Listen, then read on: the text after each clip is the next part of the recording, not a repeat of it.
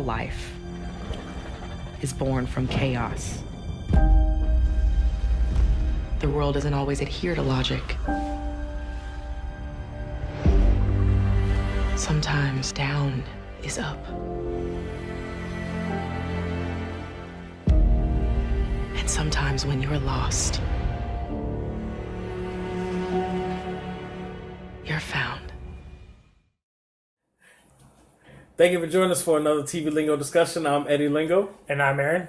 And today we're going to be talking about the new series Star Trek Discovery. CBS has decided to bless us with another Star Trek series.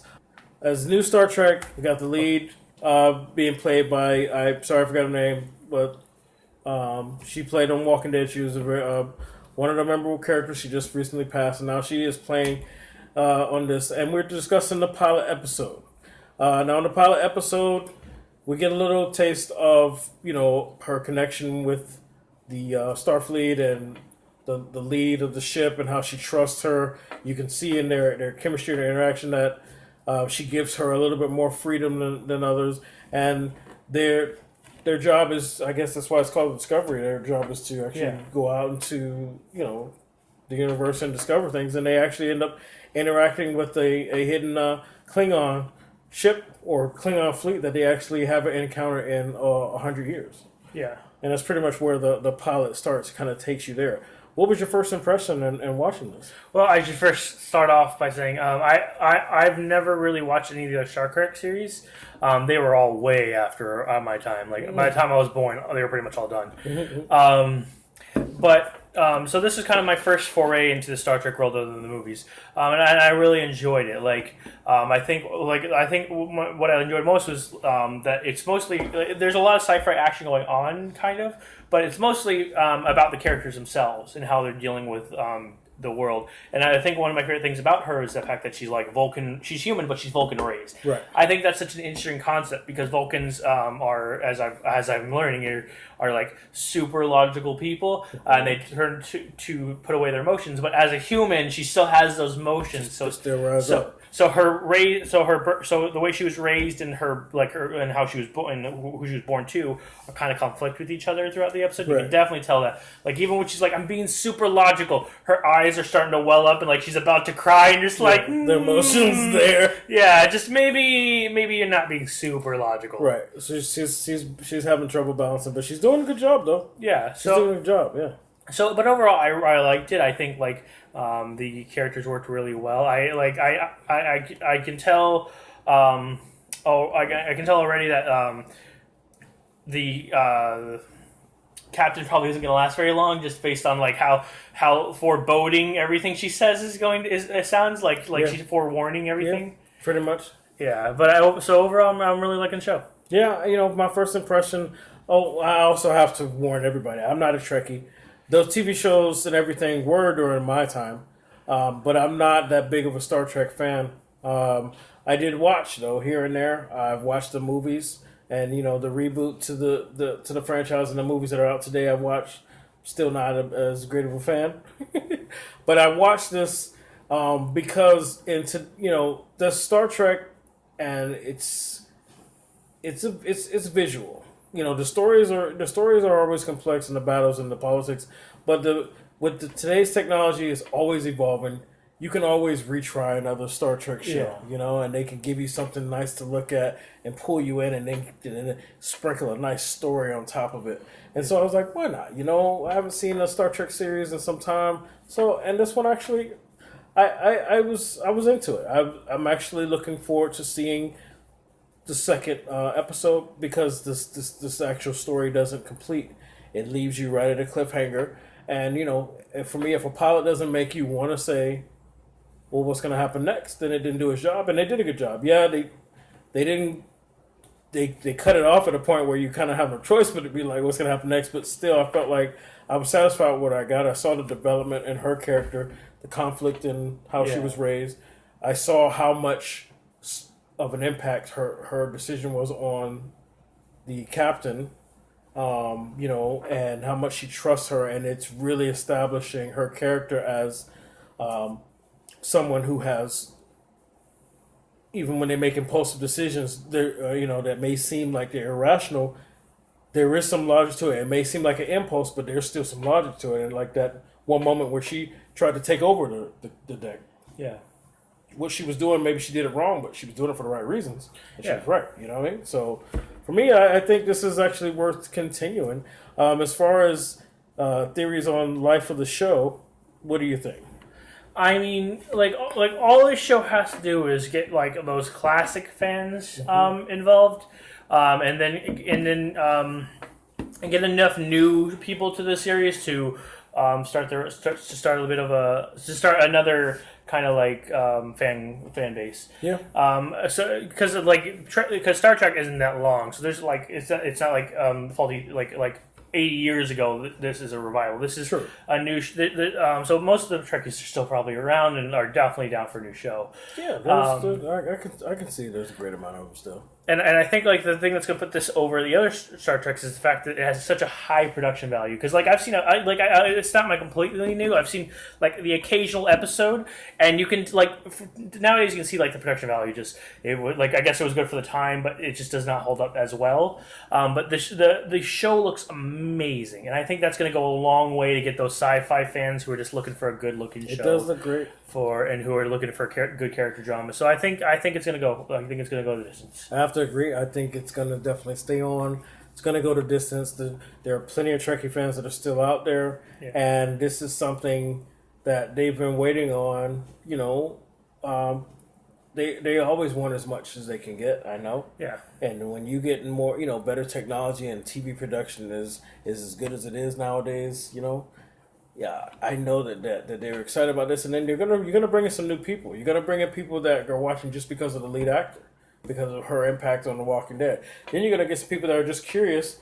What's the big deal with Star Trek? And they may get pulled in the story because it's actually it wasn't bad. So I think this is actually gonna definitely survive the first season and probably go on beyond that. Yeah, I think if anything threatens the life of the series, it's the fact that it's on exclusively an app streaming format that you have to own not only CBS, but you also have to go ahead and pay for the all access, which I feel like most people are, like they have Netflix, they have Hulu, they're not going to want to keep adding on CBS just for one show. Right. So I mean, you read earlier they're going to release the rest of the season. Yeah. How's that going to work? So basically, if you guys saw the pilot on TV, understand that it's not how it's going to continue. For the rest of the show will be streamed, but I think the only good thing is it's not going to ratings aren't going to be as big a problem anymore because there aren't really ratings anymore. It's just if it just brings in enough viewers, not enough subscribers, and they'll get another renewal. Well, if they do anything like the other platforms you mentioned, like Netflix or Hulu or Amazon, where they give you the whole season dump, there's going to be people that are going to watch it, run through that, and do it. If they got to still wait week to week and then go on the app, that's probably going to be a problem. Yeah, and then I don't think the show will last. But if they can, if they want people to go to the streaming to watch it, give us the whole season dump. Let us watch it at our pace, and they're gonna do well. I think if this is the smartest way to do this is wait till the entire season comes out, get it for like 1 month, binge the show, Watch it, bam, done, boom. So that's like $6 and you get the whole season. Yeah, sounds good to me. I think that's the quickest way to do it. Any ideas? It's kind of hard for this one because we're not Trekkie fans. But any ideas on story arc or theories? Well, the obviously, before I watched the show, I went on the Wikipedia page to read the premise because I wanted to know where is this in the Star Trek universe? Even if I don't have really a frame of reference, I kind of want to know where I am. Right. And so it takes place 10 years before the original series, which was with William Shatner a lot. Right. So they have about 10 years worth of content to work with. So I imagine this is kind of about the Klingon era phase. So I think obviously the Klingons are going to be a big part of it, but I think there will be more revealed throughout the war that wasn't revealed in the original series. Mm-hmm. Maybe there are more factions coming through that we never saw. The one thing about this series is that there's this big the guy who's I'm gathering all of the houses together. So I think another good part of the arcs is that we learn more about the Klingon houses and how they interact with each other. And I they might have their own arcs where it's just you see individual members having to work with houses they don't like or something. True. So that'll be interesting. I mean, obviously, I think it'll become into more conflict of like she's the fact that she's raised as a Vulcan and she's a human. I think that's going to come into more conflict. I mean, and see which side she leans more towards. And either she's going to reach a good unity or she's going to become. I feel like she's going to definitely become more human because a Vulcan character, like I think, just isn't going to be able to lead the show. Because they're so logical, it'll get kind of boring. Yeah, sure. True. That's a very good point. And the one arc I don't want to see is until this show is over, I do not want to see her become captain. Because every Star Trek series before this, it's all been about from the perspective of the captain. I would kind of like to see that point where like she has power, but there's always someone above her. Yeah. So even if she has a good idea, she has to bring it through him, and she has to work with somebody. I like that aspect of this show, and I'd hate if they got rid of it so quickly. Or just like, oh, she's a captain now. Well, they hinted to it already when she said it in the first 10 minutes. I think you're ready for your own command, so we'll see. By the end of the season, she may already... She just tried to perform a mutiny. It would be a very bold move to suddenly give her a captain. Right, yeah. You're right. You can't mutiny yourself. Here's your own ship. How many episodes for the whole season, though? They have time to work through It's like 12, I think. All right, we'll see. I don't have any theories on the arc itself. I did expect the Klingon...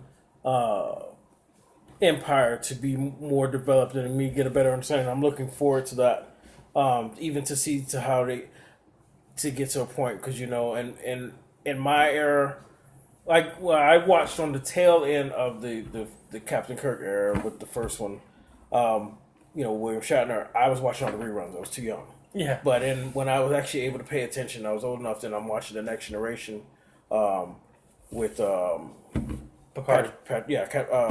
Jean-Luc Picard, Patrick Stewart. So then they actually have a Klingon on their crew, and he has his morals and his beliefs, but he's also still dedicated to Starfleet. So I would like to see.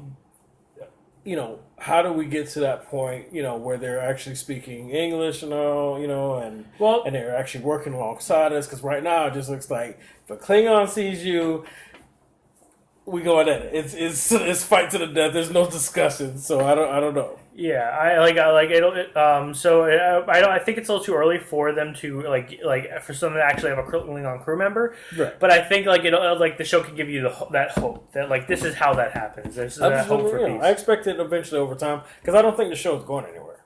Yeah. So I expect it over time to get there, and I'm looking forward to that. Like you said, they got 10 years to work with, so I'm looking forward to seeing all that. Yeah. And hopefully it stays on long enough to make that happen. One thing I do have to say about the series is Saru, that pink alien character. Yes. I feel like he was talking very rationally, but the main character is treating him like he has no idea what he's talking about. Like I understand they have conflicts, right. But I don't want him to become that kind of character who's just always wrong, even when they sound rational. Wrote him to just to conflict. Yeah, and I don't like that. I want him to eventually to have points where he's right, mm-hmm. And her confliction caused problems. Because that way it kind of brings them together. With they also have. I think he was actually right when he said that they should back off. Yeah, but they don't acknowledge he's right, and because the captain's like, no, this is our space, so we can't. We gotta and then she's using the pride as like a reason to stand. But he was right, because what they ended up getting to is what she was saying was like they were probably calling for help, and they did. Yeah. For more backup, and now they're sitting there alone in that situation. So I think they need to if that's their way of saying that he's right, they need to actually acknowledge it. They don't just need to make us say, well, you should have listened to him. They need to, like you say, because I don't want him to be that character either. He right now he seems like they're writing where he's always scared. He's never gonna make a decision based on what's right, but based on his fear of what could possibly go wrong. Yeah, and I don't like that. So I do hope he gets his kind of little own character arc, so he develops. Right. That'll be interesting. General. There was, other than him though, there wasn't really much on the crew itself. Didn't enjoy. Yeah. But I don't expect that by the third episode we'll be dealing with that same crew. Yeah, I think by the third episode we'll definitely have a completely different crew. Just because of how they only focus on the captain, Saru, and her. I feel like the rest of them we probably won't be dealing with by the third because they didn't touch them at all. Even the ones that had lines, such quick, you didn't get their names. So yeah. Anything else you want to throw on it? Definitely a good series. If you're looking to watch it, but you don't really want to have to pay for each month, like I said, go ahead and just wait till the whole season comes out, and by then you'll probably have a full season movie lingo review from us, so you can find out whether TV lingo review. Sorry, we do everything to figure out if you want to pay for it. You can just binge the whole thing. For those of you who will be keeping up for us every month and just trying to keep up with it, I think it'll be a very interesting ride. I do too. I'm looking forward to it. We will reconvene on this on the third episode after we've watched the third episode. There's really no timeline because it's available online now. But once we watch the third episode, we'll reconvene and let you know if we commit or quit. What else is there on this? That's pretty much it. I believe that's it. Yeah, so I want to thank you guys for joining us. This was Star Trek Discovery pilot episode discussion. Thank you for joining us for another TV Lingo discussion. I'm Eddie Lingo. And I'm Aaron. And we'll see you on the next one.